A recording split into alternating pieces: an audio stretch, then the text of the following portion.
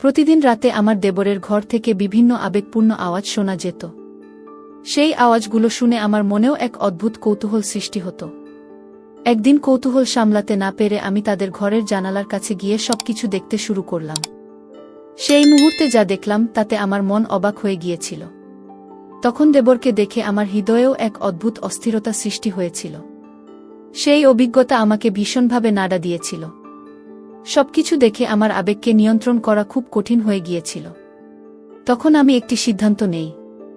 সেদিন বাড়িতে অন্য কেউ ছিল না।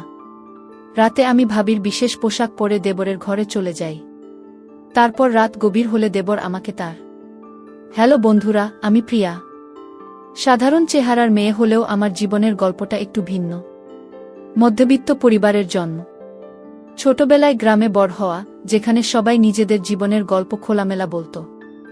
আমার বয়স তখন 17। মহল্লার মহিলাদের জীবনের খোলামেলা গল্প শুনতে শুনতে আমার মনেও অনেক প্রশ্ন জাগত। স্বামী স্ত্রীর ব্যক্তিগত বিষয় নিয়ে আলোচনা শুনে অস্বস্তি হতো, তাই সরে যেতাম। আমাদের পরিবারে ছিলাম 4 জন, আমি, মা, বাবা ও বড় ভাই। বড় ভাইয়ের বিয়ের পর ভাবিকে খুব সংযত এবং ভালো মনের মানুষ হিসেবে দেখেছি।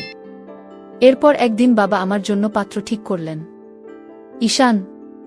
তিনি শিক্ষিত এবং শহরে চাকরি করতেন। তার ছোট ভাই ছিলেন কৃষক এবং কুস্তি লড়তে ভালোবাসতেন। সেদিন থেকেই আমার জীবনে নতুন অধ্যায় শুরু।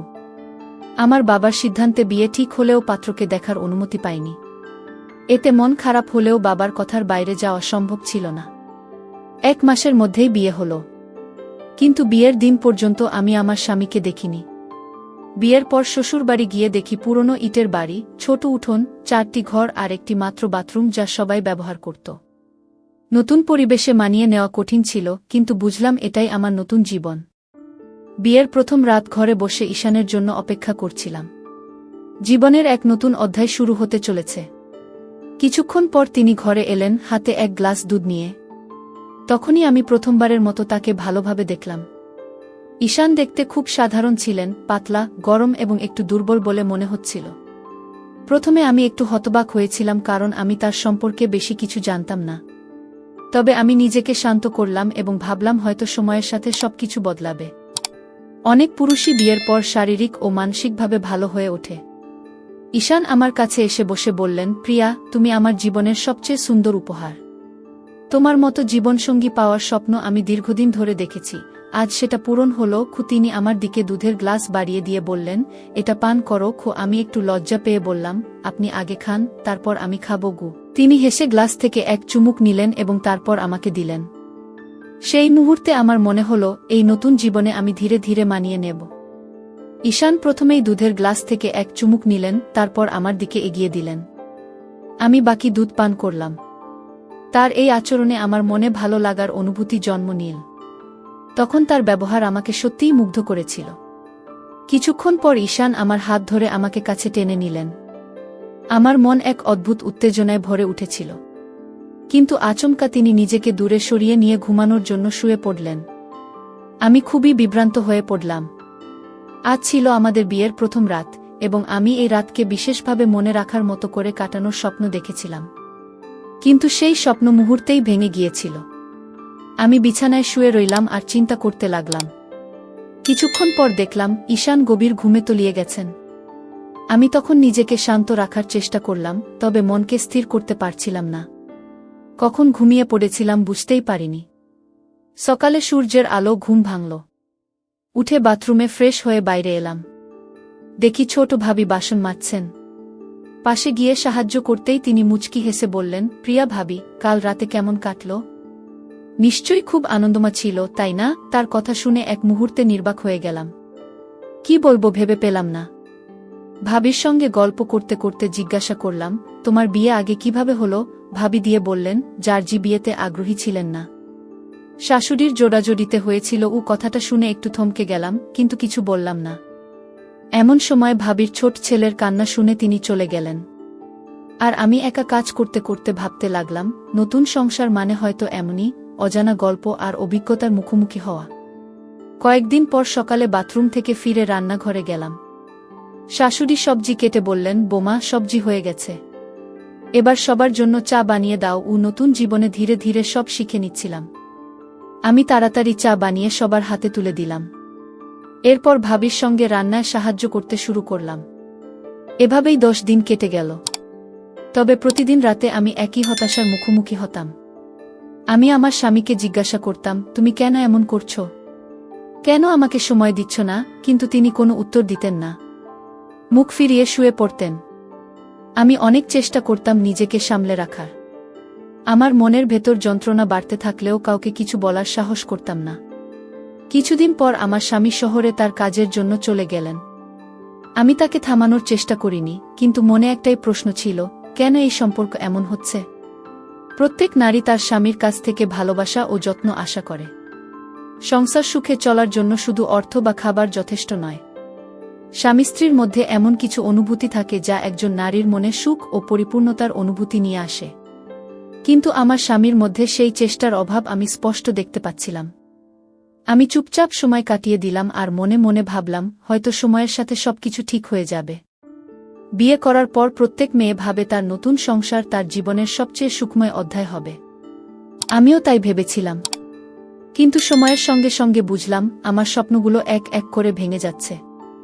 আমার স্বামী ঈশান কাজের জন্য শহরে চলে গেলেন। আমি চুপচাপ তাকিয়ে রইলাম। মনে হচ্ছিল যেন জীবনের সব আশা ধীরে ধীরে ফুরিয়ে যাচ্ছে। শ্বশুরবাড়িতে আমি একাই 6 মাস কাটিয়ে দিলাম। এই 6 মাসে আমার স্বামী মাত্র 10 দিনের জন্য বাড়ি এসেছিলেন। তাও যেন তার মধ্যে কোনো আগ্রহ ছিল না। আমার মন ভেঙে যাচ্ছিল, কিন্তু কাউকে কিছু বলতে পারিনি।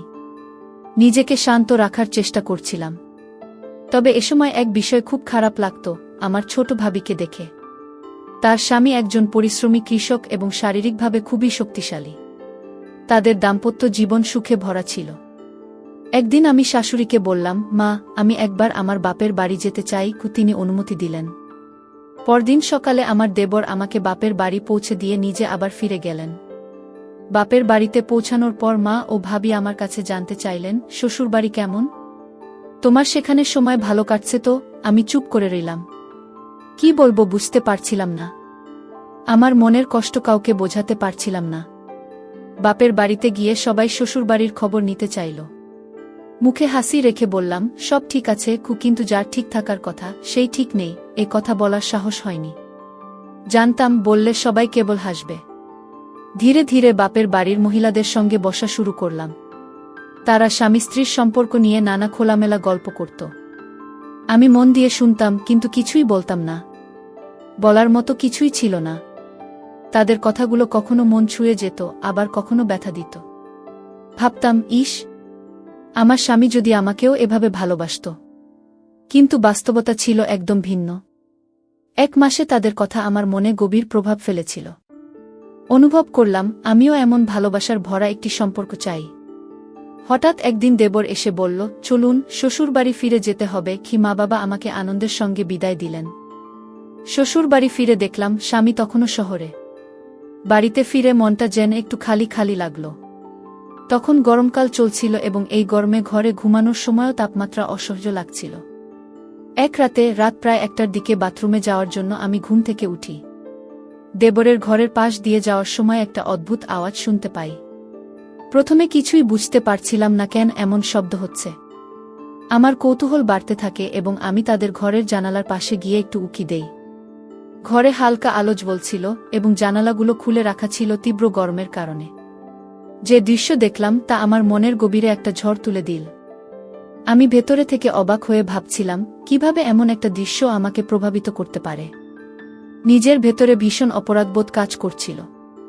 যেন আমি এমন কিছু দেখেছি যা আমার দেখা উচিত ছিল না। আমি সঙ্গে সঙ্গে সেখান থেকে সরে আসি, বাথরুমে যাই এবং তারপর আমার ঘরে ফিরে এসে শুয়ে পড়ি। কিন্তু আমার চোখে আর ঘুম নেই। বিছানায় শুয়ে শুয়ে আমি শুধু ভাবছিলাম, কেন আমি এমন অনুভব করছি। আমার মনকে বারবার বোঝানোর চেষ্টা করছিলাম যে এই ভাবনাগুলো ঠিক নয়। এভাবেই ধীরে ধীরে আমার জীবনের প্রতিদিনের গল্প এগিয়ে যেতে থাকে। এমন ঘটনা প্রায় ঘটছিল। তার কিছুদিন পর আবার আমি একই ঘটনার সম্মুখীন হলাম। সন্ধ্যার গরম আবহাওয়ায় বাড়ির ভেতরে থাকলেও ঘুমাতে অসুবিধা হচ্ছিল। এক রাতে ঘুম ভেঙে আমি বাইরে এসে বাগানের পাশ দিয়ে হাঁটছিলাম। হঠাৎ একটি ঘরের কাছ থেকে অদ্ভুত শব্দ শুনতে পাই। আমি বুঝতে পারছিলাম না এটি কেন ঘটছে। কৌতূহলী হয়ে আমি জানালার দিকে এগিয়ে যাই। জানালা থেকে ভেতরে উকি দিয়ে দেখি ঘরে হালকা আলো জ্বলছিল এবং পাখা চলছিল। দৃশ্যটি দেখে আমি অবাক হয়ে যাই। দৃশ্যটি আমার মনের গভীরে এক অদ্ভুত অনুভূতি সৃষ্টি করে। আমি তাড়াতাড়ি সেখান থেকে সরে এসে নিজের ঘরে ফিরে যাই। সকালে দেখি ছোট ভাবি একটু অস্বাভাবিকভাবে হাঁটছেন। আমি মজা করে বললাম, কি ব্যাপার? শরীরটা ভালো নেই নাকি? লজ্জা পেয়ে তিনি বললেন, হ্যাঁ বোন, কোমরে একটু ব্যথা হচ্ছে। আমি হাসতে হাসতে বললাম, তোমার স্বামী বোধহয় তোমাকে একটু বেশি ভালোবাসে। তিনি মৃদু হেসে বললেন, ক্লান্তি সত্ত্বেও সে রাতে আমাকে সময় দেয়া। আমি বলি, বিশ্রাম নাও, কিন্তু সে বলে তোমাকে ভালোবাসা ছাড়া আমার দিন শেষ হয় না গি। তার কথা শুনে মনের গভীরে একটু ঈর্ষা অনুভব করলাম, তবে সান্ত্বনা দিয়ে তাকে বিদায় দিলাম। দুপুরে খবর এলো তার মা অসুস্থ। তাই পরের দিন তিনি মায়ের বাড়ি যাওয়ার প্রস্তুতি নিলেন। যাওয়ার সময় তিনি বললেন, দিদি, তোমার দেওর আজ সন্ধ্যায় ফিরবে। রাতে তার জন্য দুধ গরম করে দিও। আমাকে 1 মাস মায়ের কাছে থাকতে হবে। আমি হেসে বললাম, নিশ্চিন্তে যাও, আমি সব দেখব গু। সন্ধ্যায় দেবর বাড়ি ফিরল। রাতের খাবার শেষে সবাই যার যার ঘরে চলে গেল। আমি দুধ গরম করে তার ঘরে দিলাম। ঘরে ঢুকে দেখি হালকা আলো জ্বলছে আর সে বিছানায় শুয়ে আছে। দুধের গ্লাসটা রেখে আমি দ্রুত বাইরে চলে এলাম। ঘরে ফিরে মন অস্থির হয়ে উঠল। দেখা দৃশ্য ও অনুভূতিগুলো মনের গভীরে দাগ কাটল। স্বামীর প্রতি ভালোবাসা থাকা সত্ত্বেও কিছু অভাব বোধ করছিলাম।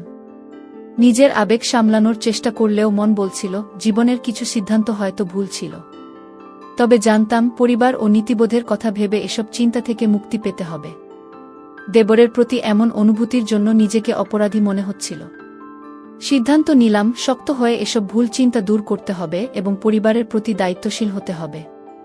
সন্ধ্যায় গভীর চিন্তায় ডুবেছিলাম। স্বামীর প্রতি ভালোবাসা থাকা সত্ত্বেও সেই মানসিক শান্তি কোনোদিন পাইনি। তবু মনকে বোঝাতে চেষ্টা করেও দিন দিন তৃষ্ণা বাড়ছিল। একদিন পরিস্থিতি এমন হল যে আমার স্বামীর অনুপস্থিতিতে বাড়িতে শুধু আমি আর আমার দেবর ছিলাম। এক গভীর রাতে হঠাৎ করে একটি নতুন ভাবনা মাথায় এলো। আমি ভেবেছিলাম, যদি দেবরকে আমার দুঃখের কথা খুলে বলি। অনেক ভেবেচিন্তে আমি তার সাথে কথা বলার সিদ্ধান্ত নিলাম। রাতে আমি আমার ঘরে বসেছিলাম। সাহস সঞ্চয় করে আমি দেবরের ঘরে গেলাম। সে প্রথমে হতবাক হয়ে গেল। আমি তাকে বুঝিয়ে বললাম যে কতটা একাকিত্বে ভুগছি। দেবর শান্তভাবে আমার কথা শুনল। কিছুক্ষণ পরে সে আমাকে সান্ত্বনা দিতে শুরু করল। সেই রাত ছিল অন্যরকম। কথোপকথনের মধ্য দিয়ে আমরা একে অপরকে বুঝতে শুরু করলাম। ধীরে ধীরে আমাদের মধ্যে একটি অদ্ভুত অনুভূতি কাজ করতে লাগল। কিন্তু সেই মুহূর্তেই আমার মনের মধ্যে দ্বিধা জন্মালো, এটা কি ঠিক হলো? পরবর্তী দিনগুলোতে আমি অনুভব করলাম, আমার ভেতরে এক ধরনের অপরাধবোধ কাজ করছে। তার মধ্যেই একদিন রাতে, যখন আমি দেবরের ঘর থেকে বের হচ্ছিলাম, তখন আমার শাশুড়ি আমাকে দেখে ফেললেন। তিনি আমাকে কিছু বলেননি, কিন্তু তার চোখের সন্দেহের আভাস স্পষ্ট ছিল। পরদিন তিনি সরাসরি আমাকে প্রশ্ন করলেন, তুমি এত রাতে দেবরের ঘরে কেন যাও? আমি তার প্রশ্নের জবাব দিতে পারছিলাম না। কিন্তু তিনি আমাকে বকাঝকা শুরু করলেন। আমি বললাম, মা, আপনার বড় ছেলে আমাকে কোনোদিন সঠিক ভালোবাসা দিতে পারেনি। আমি চেষ্টা করেছি, কিন্তু একাকিত্বে ক্লান্ত হয়ে পড়েছি। মা কিছুক্ষণ চুপ থেকে বললেন, পরিবারের মানসম্মান নষ্ট হয় এমন কিছু করো না। আমার বিয়ের পর থেকেই অনিশ্চয়তায় ছিলাম। স্বামীর প্রতি ভালোবাসা থাকা সত্ত্বেও আত্মিক শান্তি পাইনি। একদিন শাশুড়িকে বললাম, মা, আমি এই বিয়েতে মানসিক শান্তি পাইনি। আমি একাকিত্বে ভুগছি। শাশুড়ি চুপ থেকে বললেন, তোমার কষ্ট গভীর, আমি বুঝতে পারিনি। কয়েকদিন পর শাশুড়ি আমার স্বামীকে সব জানালেন। সেই রাতে আমি সম্পর্ক থেকে বেরিয়ে আসার সিদ্ধান্ত নিলাম। পরদিন নিজের বাড়ি ফিরে মনের সব কথা মা ও ভাবিকে বললাম। তারা আমার দুঃখ শুনে মর্মাহত হলেন। পরিবার সিদ্ধান্ত নিল, আমার জন্য নতুন জীবনের পথ তৈরি করবে। কিছুদিন পর আমার সঙ্গে এক দয়ালু ও দায়িত্বশীল ব্যক্তির বিয়ে হল। আমার জীবনের নতুন অধ্যায় শুরু হল, যেখানে শান্তি ও সুখ ফিরে পেলাম। আমি বিয়ের 15 দিনের মাথায় নতুন শ্বশুরবাড়িতে প্রবেশ করি। আমার স্বামী একজন সৎ এবং প্রতিষ্ঠিত মানুষ। অফিসে উচ্চপদে কাজ করেন। তার ভালোবাসা এবং যত্নে আমার মনে শান্তি আসে। শ্বশুরবাড়ির মানুষগুলো আমাকে স্নেহ করতেন। ধীরে ধীরে পুরনো জীবনের দুঃখ ভুলে নতুন জীবনে মেতে উঠি। আমার স্বামী সবসময় যত্নশীল ছিলেন এবং আমাকে সেই ভালোবাসা দিয়েছিলেন, যা একজন স্ত্রী আশা করে। আমিও তাকে মন থেকে ভালোবাসতে শুরু করি। এই নতুন জীবনে এসে বুঝলাম, প্রকৃত ভালোবাসা এবং সঠিক দিকনির্দেশনা জীবনে ভুল পথে হাঁটতে দেয় না। সুখী জীবনে পা দিয়ে ভেতরের হতাশাগুলো পেছনে ফেলে দিলাম। নারীর জীবনে বিয়ে নতুন আশা নিয়ে আসে, তবে সঠিক সময় ও সিদ্ধান্তই জীবনের মোড় ঘুরিয়ে দিতে পারে।